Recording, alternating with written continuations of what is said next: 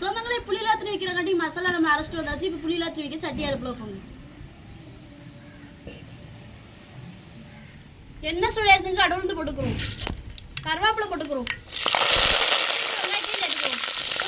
வெங்காயம் வதங்கிடுச்சோம், வெட்டி வச்சு தக்காளி சேர்த்துக்கிறோங்க.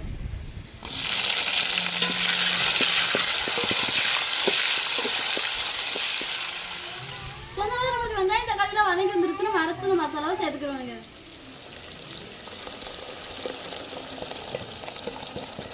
தண்ணி சேர்த்துக்குவோங்க. புளிலாத்திரி கொதிச்சு வந்துருச்சுங்க. வெட்டி வச்ச காராவை போட்டுக்கிறோங்க.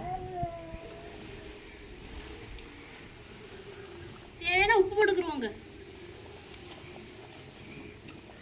புளிலாத்திரி ரெடி ஆச்சுங்க. இறக்கி வச்சுக்கலாம்.